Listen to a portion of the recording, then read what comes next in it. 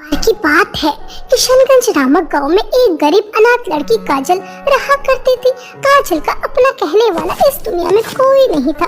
जब उसने आंखें खोली थी तो वह एक अनाथ आश्रम में थी और अनाथ आश्रम में उसके ऊपर बहुत ही ज्यादा जुल्म और अत्याचार हुआ करता था। काजल उस जुल्म और अत्याचार से बचना चाहती थी और जब वह बड़ी हो जाती है तो एक दिन वह मौका देकर वहाँ से भाग जाती है और किशनगंज गांव में आकर अपने लिए एक झोपड़ी बनाती है और उस झोपड़ी में रहती है। काजल अनाथ आश्रम में सिलाई किया करती थी क्योंकि उसे सिलाई करना बहुत ही अच्छी तरह से आता था और वह अपना पालन पोषण करने के लिए सिलाई किया करती थी, पैसे कमाती थी और अपना पालन पोषण किया करती थी।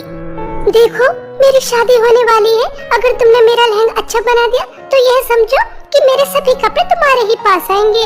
आप चिंता मत कीजिए, आपको शिकायत का कोई मौका नहीं मिलेगा। आप मेरे पर भरोसा रखिए। सुहानी लहंगे का कपड़ा देकर चली जाती है और काजल बहुत मेहनत से सुहानी का बहुत ही ज्यादा सुंदर लहंगा बनाकर तैयार कर देती है और जब सुहानी अपना लहंगा देखती है तो वह बहुत खुश होती है और सुहानी काजल की रेगुलर कस्टमर बन जाती है। काजल को अब 2 समय का खाना, पहनने के लिए ठीक ठाक कपड़े मिल रहे थे और सबसे अच्छी बात कि उसके ऊपर जुल्म और अत्याचार करने वाला कोई नहीं था। वह आजादी से अपनी जिंदगी जी रही थी। ऐसे ही एक दिन काजल अपने घर की तरफ आ रही थी कि तभी वो देखती है कि एक बूढ़ी औरत रास्ते में बेहोश पड़ी है और कोई भी उसकी मदद नहीं कर रहा। अरे देखो तो, यह कैसे रास्ते में बेहोश पड़ी है और कोई इनकी मदद भी नहीं कर रहा। सच में यह दुनिया बहुत ही ज्यादा कठोर है। देखो तो कैसे सभी लोग इन्हें छोड़ छोड़ कर जा रहे हैं। काजल से उस बूढ़ी औरत की हालत देखी नहीं जाती और वह तुरंत उनकी मदद करने के लिए उनके पास जाती है, उन्हें होश में लेकर आती है और अपने घर ले जाकर उन्हें अपने हिस्से का पेट भरकर खाना खिलाती है और उनसे कहती है, दादी, रात बहुत ज्यादा हो रही है। आपके घर वाले आपका इंतजार कर रहे होंगे। चलिए, मैं आपको आपके घर तक छोड़कर आ जाती हूँ। घर? कैसा घर? कौन सा घर? किसका घर? बेटा, मेरी बहू और बेटे ने मुझे घर से धक्के मार के निकाल दिया। 1 हफ्ता हो गया, मैंने कुछ भी नहीं खाया था जिस वजह से मैं बेहोश हो गई। मेरा अब इस दुनिया में कोई नहीं, मैं बिल्कुल बेसहारा हूँ। किसने कहा कि आपका इस दुनिया में कोई नहीं है? मैं हूँ ना, आपकी पोती। वैसे भी मेरा भी इस दुनिया में कोई नहीं है। मुझे एक दादी मिल जाएंगी। आज से आप मेरी जिम्मेदारी है। मैं आपका ख्याल रखूंगी, मैं आपकी सेवा करूंगी। ऐसा कहकर काजल उनके गले लग जाती है क्योंकि एक अनाथ लड़की को दादी का प्यार मिल जाता है और काजल के ऊपर एक और जिम्मेदारी भी आ जाती है, इसलिए उसे और भी ज्यादा मेहनत करनी पड़ती है। ऐसे ही एक दिन सुहानी काजल के पास आती है और उससे कहती है, काजल, तुम मेरी बहुत अच्छी दोस्त हो और मैं हमेशा तुम्हारा भला ही चाहती हूँ। देखो, मैं तो अपने पति के साथ लंदन जा रही हूँ और यार, मैं जानती हूँ कि इस गांव में तुम्हारी मेहनत के तुम्हें पैसे नहीं मिलते। तुम कितनी ज्यादा अच्छी सिलाई करती हो और मिलता क्या है? चंद रुपये, जिस वजह से तुम अपना और अपनी दादी का पालन पोषण भी अच्छी तरह से नहीं कर पा रही। इसलिए मैं चाहती हूँ कि तुम शहर में अपना बुटीक चलाओ और वहाँ तुम अच्छे पैसे कमाओगी और एक अच्छी जिंदगी भी जियोगी। सुहानी, यह बात सुनने में तो बहुत अच्छी है, लेकिन तुम तो जानती हो कि मैं गरीब हूँ। शहर में बुटीक चलाने के लिए बहुत ज्यादा पैसे चाहिए जो मेरे पास बिल्कुल भी नहीं है। और हाँ, यह बात बिल्कुल सच है कि यहाँ मेरे सिलाई के कोई भी मुझे अच्छे पैसे नहीं देता, जिस वजह से कभी कभी तो मुझे भूखा भी रहना पड़ता है दादी का पेट भरने के लिए। लेकिन कोई नहीं, जिंदगी है, उतार चढ़ाव तो आते ही रहेंगे। काजल, तुम मेरी दोस्त हो और एक दोस्त दूसरी दोस्त को मुसीबत में नहीं देख सकती। देखो, शहर में मेरा एक पुराना घर है और दुकान भी है, तुम उस घर में रह भी सकती हो और उस दुकान में अपना बुटीक भी चला सकती हो। और देखो, अब मैं तुम्हारी एक ना नहीं सुनने वाली। मुझे पता है तुम बहुत खुददार हो, किसी के आगे हाथ नहीं फैलाती, लेकिन जब तुम्हारे पास पैसे हो जाए तो तुम मेरे घर और दुकान के पैसे लौटा देना। सिंपल। सुहानी, मुझे तो विश्वास ही नहीं हो रहा कि एक अनाथ लड़की को इतनी अच्छी दोस्त, इतनी अच्छी दादी भी मिल सकती है। एक अनाथ के भी इस दुनिया में रिश्ते हो सकते हैं, उससे भी कोई प्यार कर सकता है। ऐसा कहकर काजल की आंखों में आंसू आ जाते हैं और सुहानी भी थोड़ी भावुक हो जाती है और वह काजल से मिलकर वहां से चली जाती है और काजल अपनी दादी के साथ शहर आ जाती है और सुहानी के घर में रहती है और उसकी दुकान में अपना बुटीक चलाती है। कुछ दिन तो काजल के पास कोई भी कपड़े सिलवाने नहीं आता, लेकिन जब काजल अपने हाथ से बने हुए कपड़े अपने बुटीक के बाहर लगाती है तो वहाँ के लोग धीरे धीरे आना शुरू हो जाते हैं और देखते ही देखते काजल के पास अच्छी सिलाई आने लगती है। काजल के घर के हालात पहले से बेहतर हो जाते हैं। दोनों दादी पोती पेट भरकर खाना खा रही थी, लेकिन कहते हैं ना, गरीब की यह खुशियाँ ज्यादा दिन रुक नहीं पाती। काजल की बुटीक की वजह से अर्चना नाम की एक लड़की भी बुटीक चलाया करती थी, जिसका काजल की वजह से बुटीक पूरी तरह से चौपट हो जाता है और वह गुस्से से तिल मिला जाती है। नहीं नहीं, ऐसा तो नहीं हो सकता। पता नहीं ये है गरीब कहाँ से यहाँ टपक गई। तब से ये यहाँ आई है, तब से मेरा बुटीक पूरी तरह से चौपट हो गया। अगर ऐसे ही चलता रहा तो मुझे सड़क पर आने से कोई नहीं बचा सकता। मैं कितनी महंगी सिलाई लेती थी और ज्यादा अच्छे कपड़े भी नहीं बनाती थी। मुँह मांगे पैसे मिलते थे और जब से ये लड़की आई है तब से मेरा धंधा तो पूरी तरह से चौपट ही हो गया। अरे ये क्या, इतनी बड़ी गाड़ी में इसके पास यह कौन आया है? चल कर देखती हूँ।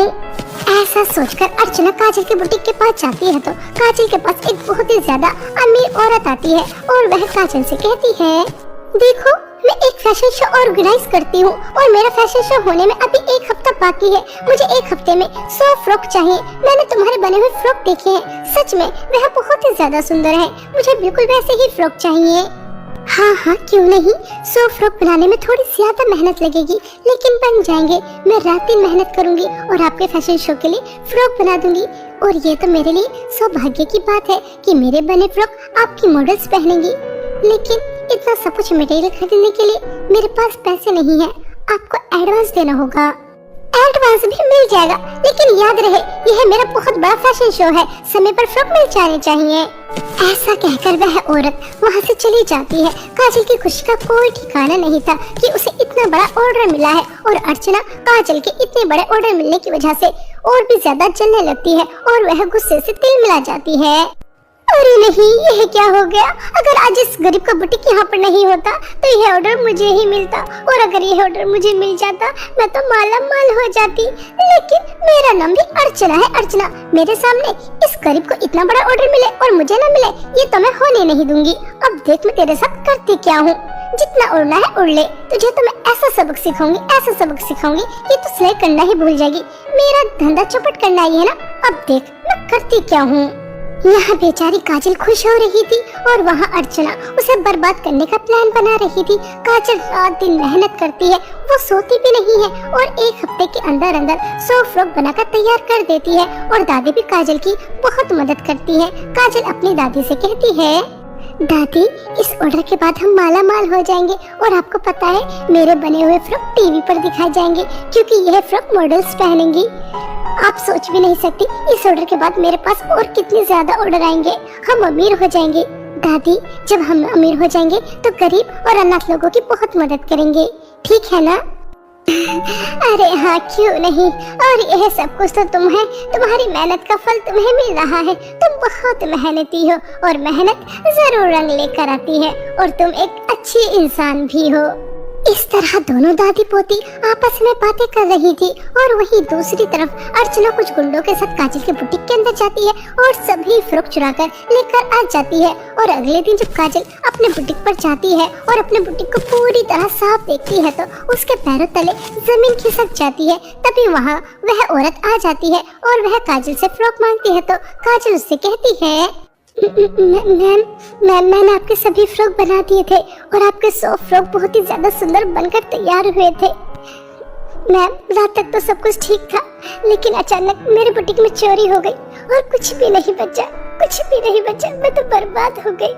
यह तुम क्या कह रही हो? तुम्हारा दिमाग तो ठीक है। कल मेरा फैशन शो है और तुम कह रही हो कि तुम्हारी बुटीक में चोरी हो गई। ये कहानी है ना किसी और को सुनाना, मुझे नहीं। मैं तुम्हारी चिकनी चुपड़ी बातों में नहीं आने वाली और तुम्हारे इन आंसुओं से भी निकलने वाली नहीं हूँ। कल मेरा शो है और मुझे मेरे फ्रॉक चाहिए। अगर कल तक मुझे मेरे फ्रॉक नहीं मिले तो तुम सोच भी नहीं सकती कि मैं तुम्हारे साथ क्या क्या कर सकती हूँ। मेरा फैशन शो मेरे लिए मेरी जिंदगी है और कोई मेरी जिंदगी के साथ खेले वो मैं हरगिज बर्दाश्त नहीं करूंगी। कल तक का टाइम है तुम्हारे पास।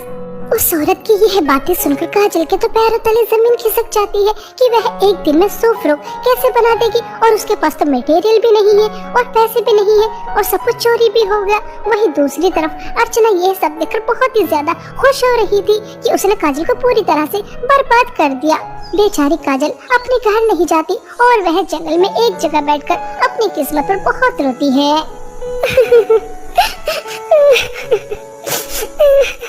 पता नहीं हमारी खुशियों को किसकी नजर लगी, किसने मेरे बुटीक के अंदर चोरी की। मैंने कितनी मेहनत से रात दिन एक कर 100 फ्रॉक बनाए थे।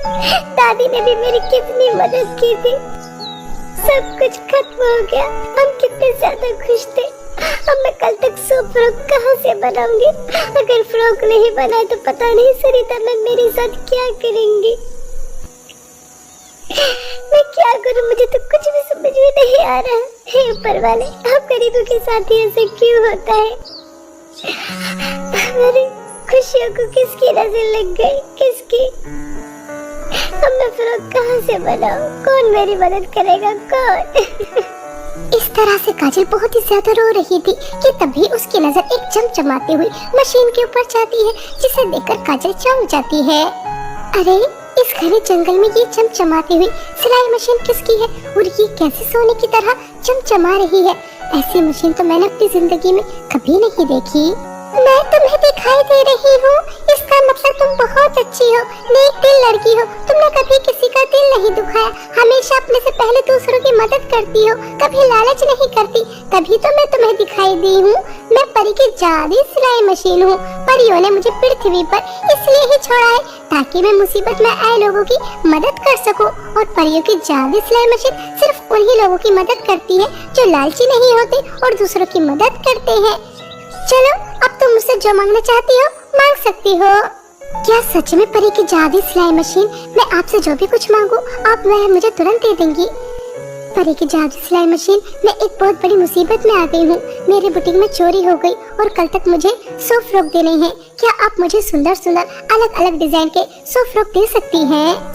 काजल के इतना कहते ही परियों की जादुई सिलाई मशीन उसके सामने बहुत ही ज्यादा सुंदर सुंदर अलग अलग डिजाइन के 100 फ्रॉक दे देती है। यह देखकर काजल बहुत ही ज्यादा खुश होती है और वह परियों की जादुई सिलाई मशीन को अपने घर लेकर आ जाती है और वह फ्रॉक सरिता को दे देती है। सरिता फ्रॉक देखकर बहुत ही ज्यादा खुश होती है और जब परी की जादुई सिलाई मशीन की फ्रॉक सरिता की सभी मॉडल पहनती है तो काजल के पास एक के बाद एक बड़ा ऑर्डर आना शुरू हो जाता है, क्योंकि सभी को वह फ्रॉक बहुत ही ज्यादा पसंद आते हैं। काजल परी की जादुई सिलाई मशीन की मदद से सभी ऑर्डर यूं ही चुटकियों में पूरे कर रही थी और एक दिन काजल बहुत ही ज्यादा अमीर हो जाती है। उसके शहर में जगह जगह बुटीक खुल जाते हैं और वह गरीब और अनाथ लोगों की बहुत ही ज्यादा मदद करती है। काजल को इस तरह से कामयाब होता देख अर्चना बहुत ही ज्यादा परेशान हो जाती है। अरे नहीं, यह क्या हो रहा है? उस गरीब के पूरे शहर में जगह जगह बुटीक खुल चुके हैं और उसका कितना ज्यादा नाम हो रहा है। बस सभी की जुबान पर एक ही नाम, काजल काजल काजल।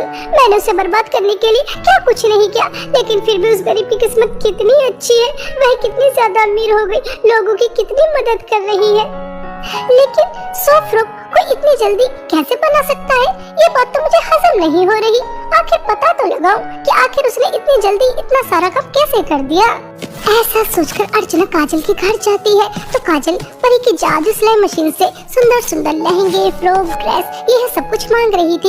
यह सब देखकर अर्चना की आंखें खुली की खुली रह जाती है और उसे पता चल जाता है कि काजल इतनी जल्दी इतने बड़े बड़े ऑर्डर कहां से पूरे कर रही है और इतनी सुंदर फ्रॉक, लहंगे, ड्रेस उसे कहां से मिल रहे हैं। ओहो, तो इसके पास जादू सिलाई मशीन है। अगर यह मेरे पास आ जाए उसके बाद तो मैं अमीर हो जाऊंगी। यह जादू सिलाई मशीन मेरे पास होनी चाहिए, इसके पास नहीं। मैं बहुत जल्दी बहुत ज्यादा अमीर होना चाहती हूँ और ये जादू सिलाई मशीन से मैं अमीर हो जाऊंगी। ऐसा सोचकर अर्चना एक दिन परी की जादू सिलाई मशीन चुराकर अपने घर लेकर आ जाती है और बहुत खुश होती है। और वह जैसे ही परी की जादू सिलाई मशीन से फ्रॉक, लहंगे, ड्रेस मांगती है तो उसे कुछ भी नहीं मिलता, बल्कि परी की जादू सिलाई मशीन के अंदर से जहरीले सांप निकल कर आते हैं, जिन्हें देखकर अर्चना घबरा जाती है और वह जहरीले सांप तुरंत ही अर्चना को डस लेते हैं और उसकी मृत्यु हो जाती है। इस तरह अर्चना को उसके बुरे कर्मों का और लालच का फल मिल जाता है। और वहीं दूसरी तरफ काजल अपने दादी के साथ और परी की जादू सिलाई मशीन की मदद से एक हंसी खुशी जीवन व्यतीत करती है और दूसरों की भी जिंदगी में रोशनी लेकर आती है। बहुत समय पहले की बात है, किशनपुर नामक गांव में काजल अपने माता पिता के साथ हंसी खुशी रहा करती थी। काजल पढ़ाई लिखाई में बहुत ही ज्यादा होशियार थी। वह हमेशा फर्स्ट आया करती थी। इस बार भी वह 10th क्लास में फर्स्ट आती है। तभी वह अपने माता पिता से कहती है, मम्मी पापा जल्दी से 2 मिनट के अंदर तैयार हो जाइए, क्योंकि मैंने एक रेस्टोरेंट में पार्टी रखी है। 10th क्लास में सबसे ज्यादा नंबर आने की खुशी में मेरे सभी दोस्त भी वहाँ पर आ जाएंगे। वहाँ पर जाकर हम बहुत एंजॉय करेंगे, ठीक है ना? बस जल्दी से तैयार हो जाइए, आज मैं बहुत ज्यादा खुश हूँ। काजल की बातें सुनकर काजल के माता पिता दोनों बहुत ही ज्यादा खुश हो जाते हैं और वह तैयार होकर काजल के साथ पार्टी में जाने के लिए घर से निकल जाते हैं। पूरा परिवार बहुत ही ज्यादा खुश था, स्पेशली काजल बहुत ज्यादा खुश थी। लेकिन होने को कौन रोक सकता है, जब जिसके साथ जो होना होता है हो ही जाता है। ऐसा ही काजल के परिवार के साथ होता है। उनकी कार का एक खतरनाक एक्सीडेंट हो जाता है। वहाँ खड़े कुछ लोग तुरंत काजल और उसके माता पिता को हॉस्पिटल पहुँचा देते हैं। कुछ समय बाद जब काजल के पिता किशोर दास को होश आता है तो वह अपनी पत्नी को और अपनी बेटी काजल को ढूंढने लगते हैं। तभी किशोर दास के पास डॉक्टर आती है और वह किशोर दास से कहती है, देखिए हमें आपको बताते हुए बहुत दुख हो रहा है कि अब आपकी पत्नी इस दुनिया में नहीं रही। वह आपको और आपकी बेटी को हमेशा के लिए छोड़कर इस दुनिया से दूसरी दुनिया में जा चुकी हैं। आपको सब्र और हिम्मत से काम लेना होगा। अभी आपको अपनी बेटी को भी संभालना है। आपकी बेटी के सर पर और हाथ पर चोट आई है। मैंने कुछ दवाइयाँ लिख दी हैं, समय पर अपनी बेटी को दवाई देते रहना, ठीक है? डॉक्टर की यह बातें सुनकर किशोर दास को बहुत दुख होता है। वह बहुत रोता है और अपने आंसू पोंछकर वह अपनी बेटी के पास जाता है, क्योंकि उसे अपनी बेटी के सामने कमजोर नहीं पड़ना था। अपने पिता को देखते ही काजल अपनी माँ के बारे में पूछती है, पापा मम्मी कहाँ है? वो कहीं पर दिखाई नहीं दे रही। उन्हें ज्यादा तो चोट नहीं आई। देखिए मेरे सर पर कितनी ज्यादा चोट आई है और आपके हाथ में भी चोट आई है। लेकिन पापा मम्मी कहाँ है? मेरी प्यारी बेटी, तुम्हारी माँ एक चमकता हुआ तारा बन गई। अब वह तुम्हारे पास कभी नहीं आएंगी। वह हम दोनों को छोड़कर जा चुकी हैं। नहीं पापा, यह आप क्या कह रहे हैं? ऐसा कैसे हो सकता है? वो हम दोनों को छोड़कर कैसे जा सकती है? अब मैं माँ के बिना कैसे रहूंगी? मुझे तो माँ के हाथ से खाना खाने की आदत है, उनके पास सोने की आदत है। उनकी लोरी जब तक मेरे कानों में नहीं जाती मुझे नींद नहीं आती। पापा हम दोनों कितने ज्यादा खुश थे, अचानक हमारी खुशी को किसकी नजर लग गई? माँ हमें छोड़कर क्यों चली गई? क्यों चलेगी माँ हमें छोड़कर? इस तरह से काजल बहुत ज्यादा फूट कर रोती है। अपनी बेटी को इस तरह से रोता हुआ देखकर किशोर दास को बहुत रोना आता है। कुछ समय बाद काजल की माँ का दाह संस्कार हो जाता है। अपनी माँ की मृत्यु के बाद काजल बिल्कुल उदास हो जाती है। वह अपने पिता से न ठीक तरह से बात करती है, न ठीक तरह से खाना खाती है। उसका पढ़ाई में भी मन नहीं लगता और न ही वह दूसरे कामों में दिलचस्पी दिखा रही थी। अपनी बेटी की यह हालत देखकर किशोर दास को बहुत दुख होता है। वह सोचता है कि काजल को माँ की जरूरत है, इसलिए वह एक दिन शकुंतला नाम की औरत से दूसरी शादी कर लेता है, जिसकी अपनी भी एक बेटी थी, सुहाना। काजल मेरी प्यारी बेटी, तुम्हें माँ की जरूरत थी ना, इसलिए देखो मैं तुम्हारे लिए माँ लेकर आया हूँ और तुम्हारे साथ खेलने के लिए तुम्हारी बहन भी है, सुहाना। तुम दोनों बहन एक साथ अच्छे से रहना, ठीक है? शकुंतला किशोर दास के सामने काजल से बहुत ज्यादा प्यार करती है। यह देखकर किशोर दास को बहुत अच्छा लगता है और वह काजल की सारी जिम्मेदारी शकुंतला को देकर शहर चला जाता है। लेकिन किशोर दास को कहाँ पता था कि शकुंतला बिल्कुल भी अच्छी औरत नहीं है। उसने तो अच्छा बनने का सिर्फ ड्रामा ही किया था। अगले दिन काजल अपने रूम में सो रही थी कि तभी शकुंतला उसके रूम में जाती है। उसके ऊपर बहुत सारा पानी डालकर उसे उठा देती है। उसके बाद उसको जोर से थप्पड़ मारकर कहती है, मनहूस, तेरा अंजलि अभी तक सो रही है। तुझे क्या लगा था कि मैं यहाँ तेरी नौकरानी बनकर आई हूँ? तेरे लिए किचन में नाश्ता तैयार कर रही हूँगी। मैं यहाँ कोई काम वाम नहीं करूँगी, इसलिए किचन में जा और जल्दी से नाश्ता तैयार कर, क्योंकि मुझे जल्दी नाश्ता करने की आदत है। और उसके बाद कुछ गंदे कपड़े भी पड़े हैं, उन्हें भी धो देना। और घर कितना गंदा कर रखा है, सफाई करने की लगता है बिल्कुल भी आदत नहीं है। चल जल्दी से पूरे घर की सफाई भी कर देना, क्योंकि मुझे गंदगी भी बिल्कुल पसंद नहीं है। मनहूस। माँ, आप तो पापा से कह रही थी कि आप बिल्कुल मुझे माँ की तरह प्यार देंगी, लेकिन मेरी माँ तो मुझसे कोई काम नहीं कराती थी। फिर आप मुझसे काम करने के लिए क्यों कह रही हो? देख मनहूस लड़की, मेरा ज्यादा मूड खराब करने की जरूरत नहीं है। अभी मेरा मूड अच्छा है, इसलिए मैं तुझे कुछ नहीं कह रही, वरना अब तक तो मैं तेरी हड्डी पसली तोड़ देती। वो तो सब मैंने तेरे बाप के सामने ड्रामा किया था। मैं और तुझ जैसी मनहूस सौतेली बेटी से प्यार करूंगी, माय फुट। और हाँ, एक बात अच्छे से अपने पल्ले में बांध लेना, अगर तूने अपने बाप को कुछ भी बताने की कोशिश की तो सोच लेना कि मैं तेरा और तेरे बाप का क्या हाल करूंगी। इसलिए सोच समझ कर ही कदम उठाना। अच्छा चल यहाँ से, जल्दी से नाश्ता तैयार कर। मनहूस। अपनी सौतेली माँ की यह बातें सुनकर काजल हक्की बक्की रह जाती है। वह समझ ही नहीं पाती कि अचानक यह क्या हो गया। वह रोते हुए किचन में नाश्ता बनाने के लिए चली जाती है और नाश्ता बनाकर डाइनिंग टेबल पर लगा देती है। तभी सुहाना काजल से कहती है, अरे काजल, तुम कब से काम कर रही हो? तुम्हें भूख लग रही होगी, चलो जल्दी आ जाओ, हमारे साथ नाश्ता कर लो। क्या कहा? यह नौकरानी मनहूस हमारे साथ नाश्ता करेगी? बिल्कुल भी नहीं। और सुहाना, तुझे भी इस मनहूस की ज्यादा साइड लेने की जरूरत नहीं है। यह इस घर की नौकरानी है और नौकरानियां कभी भी मालकिन के साथ नाश्ता नहीं करती। जब ये घर का सारा काम कर देगी तो रात को इसे हमारे आगे का बच्चा कुचा मिल जाएगा। और हाँ तो सुन, इस घर में भी तुझे रहने की जरूरत नहीं है। आज से तू बाहर स्टोर रूम जो है उसी के अंदर रहेगी, अपना वहीं पर रहने का बंदोबस्त कर लेना। बेचारी काजल क्या कर सकती थी? वह अपनी सौतेली माँ का अत्याचार चुपचाप सहन कर रही थी। अब वह पूरे दिन गधों की तरह काम करती और बदले में उसे रात को बचा कुचा खाना मिल जाता। और वह अपने घर में भी नहीं बल्कि बाहर टूटे फूटे स्टोर रूम में रहती है। ऐसे ही एक दिन शकुंतला बाहर से पिज्जा और बर्गर मंगाती है। तभी सुहाना अपनी माँ से छुपकर वह पिज्जा और बर्गर काजल के लिए स्टोर रूम में ले जाती है, जिसे देखकर काजल सुहाना से कहती है, अरे सुहाना, मेरी प्यारी बहन, तुम यहाँ पर क्या कर रही हो? अगर माँ ने तुम्हें यहाँ पर देख लिया तो फान आ जाएगा। और यह तुम मेरे लिए क्यों लेकर आई हो? तुम्हें नहीं लेकर आना चाहिए था। तुम माँ के स्वभाव को जानती नहीं हो, उन्हें तुम्हारा मुझसे बात करना बिल्कुल अच्छा नहीं लगता। और जब उन्हें यह पता चलेगा कि तुम छुपकर मेरे लिए पिज्जा और बर्गर लेकर आई हो, नहीं सुहाना, तुम यहाँ से जाओ। एक तरफ मुझे अपनी प्यारी बहन भी कहती हो और दूसरी तरफ मुझसे यहाँ से जाने की बात भी कर रही हो। देखो काजल, माँ तुम्हारे साथ जो भी कुछ करती है वह मुझे देखकर बिल्कुल भी अच्छा नहीं लगता। तुमने काफी समय से अच्छा खाना नहीं खाया, यही लो, खा लो, माँ को मैं संभाल लूंगी, प्लीज।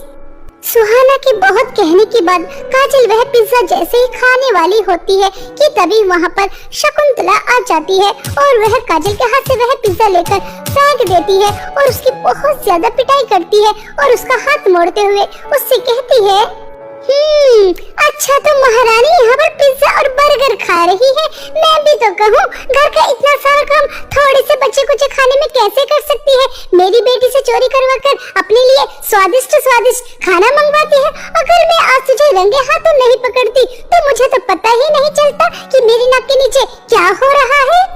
नहीं माँ, आप गलत समझ रही हो, इसमें काजल की कोई गलती नहीं है। वो तो मैं ही जबरदस्ती खिला रही थी। बेचारी पूरे दिन नौकरानी की तरह काम करती रहती है, आपके आगे का बच्चा कुचा खाती है, फटे पुराने कपड़े पहनती है, आप उसे जिस हाल में रखती है उसी हाल में रहती है, पिताजी से भी कुछ नहीं कहती। यह तो आप इसकी शराफत समझिए कि आप इसी के घर में रहकर इसके ऊपर इतना अत्याचार कर रही हैं, लेकिन ये फिर भी मुँह से उफ तक नहीं कर रही।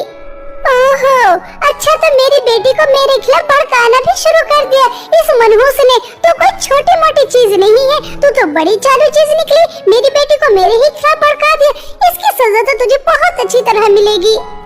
माँ, कृपया करके मेरा हाथ छोड़िए, मुझे बहुत दर्द हो रहा है और मैंने सुहाना को आपके खिलाफ नहीं भड़काया। मैं कभी नहीं चाहूंगी कि माँ और बेटी में लड़ाई झगड़ा हो। कृपया करके मेरा हाथ छोड़ दीजिए, मुझे बहुत दर्द हो रहा है। नहीं नहीं, अब मैं तुझे इस घर में नहीं रहने दूंगी। अब मेरी बेटी भी तेरे ही रंग में रंगती जा रही है, इसलिए तुझे इस घर से निकालना बहुत ज्यादा जरूरी है। अगर तुझे अपनी जान प्यारी है तो जैसा मैं कहती हूँ वैसा एक नोट लिख, वरना अपनी जान से हाथ धो बैठेगी।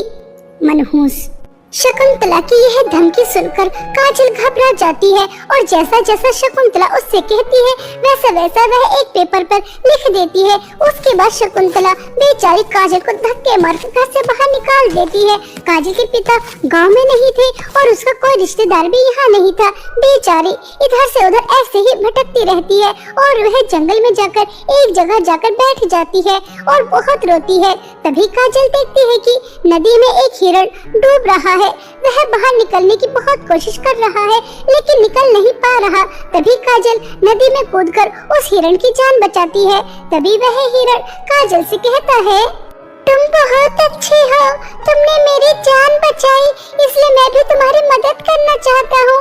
इस जंगल में एक कुआं है और उस कुएं के अंदर जादुई 3 साड़ी है। तुम वहाँ जाओ और उस कुएं से मदद मांगो। मुझे पूरा भरोसा है कि वह जादुई 3 साड़ी का कुआं तुम्हारी मदद जरूर करेगा, क्योंकि तुम बहुत अच्छी हो। हिरण की बातें सुनकर काजल को एक उम्मीद की किरण नजर आती है और वह हिरण की बताई हुई जगह पर पहुंच जाती है। तभी उसे एक कुआं नजर आता है। काजल उस कुएं से कहती है, जादुई साड़ी के कुएं, मुझे आपकी मदद की जरूरत है, कृपया करके मेरी मदद करो। ठीक है लड़की, मैं तुम्हारी मदद जरूर करूंगा, लेकिन उससे पहले तुम्हें मुझे इस जंगल का सफेद फूल लाकर देना होगा जो इस काली पहाड़ी के पीछे है। अगर तुम मुझे वह फूल लाकर दे दोगी तो मैं तुम्हें इस कुएं की 3 जादुई साड़ी तुम्हें दे दूंगा। काजल कुएं की बात अच्छी तरह से समझ जाती है और वह उसके लिए सफेद फूल लेने के लिए निकल जाती है। तभी उसे रास्ते में एक बूढ़ी औरत बहुत सारा सामान ले जाती हुई नजर आती है। तभी काजल उस बूढ़ी औरत से वह सामान खुद ले लेती है और उसे उसके घर तक छोड़कर आती है। उसके बाद वह सफेद फूल लेने के लिए और आगे चलती है तो काजल देखती है कि 2 मासूम बच्चे रो रहे हैं और उन्हें खाने के लिए शेर आगे बढ़ रहा है। तभी अपनी जान पर खेलकर काजल उस शेर से उन दोनों मासूम बच्चों को बचाती है और जैसे जैसे काजल सफेद फूल लाने के लिए आगे बढ़ रही थी, उसे जो भी मजबूर, परेशान, दुखी मिलता है वह सबकी मदद करती चली जाती है और फाइनली काली पहाड़ी के पीछे से वह सफेद फूल लाकर जादुई 3 साड़ी के कुएं को दे देती है। तभी वह कुआं हंसता हुआ काजल से कहता है, काजल, तुम अपनी परीक्षा में पास हो गई। यह सफेद फूल मेरे किसी काम का नहीं है। मैं देखना चाहता था कि तुम्हारा दिल कैसा है, लेकिन तुम्हारा दिल तो बहुत अच्छा है। तुम्हारे रास्ते में जो भी आया तुमने सबकी मदद की, तुमने किसी को भी दुत्कारा नहीं। तुम बहुत अच्छी हो, इसलिए मैं तुम्हें अपने कुएं की जादुई 3 साड़ी देता हूँ। एक साड़ी तुम्हें बहुत सारा पैसा देगी, दूसरी साड़ी तुम्हें बहुत सारा सोना देगी और तीसरी साड़ी तुम्हें गाड़ी, बंगला, कपड़े, खाना यह सब देगी। इन जादुई 3 साड़ी की मदद से अब तुम्हारी जिंदगी में किसी चीज की कोई कमी नहीं होगी। जादुई साड़ी के कुएं, तुम्हारा बहुत बहुत धन्यवाद। मुझे जादुई 3 साड़ी देने के लिए अब मैं अपने साथ साथ औरों की भी मदद करूंगी। काजल जादुई 3 साड़ी पाकर बहुत खुश होती है और वह यह गांव छोड़कर दूसरे गांव में चली जाती है और वहां जाकर एक साड़ी से बहुत बड़ा घर लेकर उसके अंदर रहती है और बहुत समय बाद पेट भरकर खाना खाती है और 2 साड़ियों से सोना और पैसा लेकर गांव के गरीब, परेशान और अनाथ लोगों में बांटती है। ऐसे ही समय बीत रहा था। कुछ समय बाद किशोर दास शहर से वापस आ जाता है और वह घर में अपनी बेटी को नहीं देखता तो शकुंतला से पूछता है कि उसकी बेटी कहाँ है। तभी शकुंतला काजल का लिखा नोट किशोर दास को दिखाती है। देख लीजिए, अपनी आंखों से देख लीजिए, आपकी बेटी की ये हैंड राइटिंग है। पता नहीं कहाँ गई, किसके साथ गई, हमारी तो नाक ही कटा दी। मैंने आपको फोन करके इसलिए नहीं बताया, आप परेशान हो जाओगे और वह कल मुही कहीं मजे कर रही होगी। हाँ नहीं माँ, अब मैं चुप नहीं बैठूंगी। आपने मुझे तो काजल को ढूंढने नहीं दिया, पता नहीं बेचारी कहाँ होगी, जिंदा भी है या मर गई। लेकिन अब मैं काजल के साथ और गलत नहीं होने दूंगी। पिताजी, मेरी माँ बिल्कुल भी अच्छी नहीं है। उन्होंने काजल को कभी माँ की तरह प्यार करा ही नहीं, उसके ऊपर अत्याचार करती थी और यह नोट भी उससे जबरदस्ती ही लिखवाया है ताकि आपकी नजरों में वह बुरी बन जाए और सारी प्रॉपर्टी इनके नाम हो जाए। धन दौलत के लालच में अंधी हो गई अंधी, एक मासूम के ऊपर इतना अत्याचार किया है। शकुंतला, मुझे तुमसे यह उम्मीद नहीं थी। अगर मेरी बेटी को कुछ भी हुआ तो मैं तुम्हें नहीं छोड़ूंगा। ऐसा कहकर किशोर दास अपनी बेटी को ढूंढने के लिए निकल जाता है। बहुत ढूंढने के बाद किशोर दास को काजल मिल जाती है। काजल अपने पिता से मिलकर बहुत खुश होती है। तभी काजल अपने पिता को जादू 3 साड़ी के बारे में बताती है। अब दोनों बाप बेटी एक साथ रहने लगते हैं। कुछ समय बाद शकुंतला को पता चलता है कि काजल के पास बहुत सारे धन दौलत है क्योंकि उसके पास जादू 3 साड़ी हैं। देखो तो दोनों बाप बेटी कैसे मजे में रह रहे हैं और उस मनहूस काजल की तो देखो कैसे सोना और पैसा गरीबों में बरसा रही है। अगर इतनी सारी धन दौलत मेरे पास होती तो मैं तो किसी को 1 रुपया ना दूं। अगर वह जादू 3 साड़ी मेरे हाथ लग जाए तो मैं इस दुनिया की सबसे अमीर औरत बन जाऊंगी। मुझे उस मनहूस के पास से वह जादू 3 साड़ी चुरानी ही होंगी। ऐसा सोचकर एक दिन शकुंतला चुपके से काजल के घर जाती है और वह जादू 3 साड़ी चुराकर अपने घर लेकर आ जाती है और उनसे बहुत सारी धन दौलत मांगती है। लेकिन शकुंतला को कुछ भी नहीं मिलता, बल्कि उन साड़ियों से सांप और बिच्छू निकलकर आते हैं जो शकुंतला को तुरंत ही डस लेते हैं। उसकी मृत्यु हो जाती है। इस तरह शकुंतला को उसके लालच और बुरे कर्मों की सजा मिल जाती है। काजल सुहाना को अपने घर लेकर आ जाती है। दोनों बहनें अपने पिता के साथ एक साथ हंसी खुशी रहती हैं और जादू 3 साड़ी की धन दौलत से गांव के परेशान, गरीब और अनाथ लोगों की बहुत मदद करती हैं।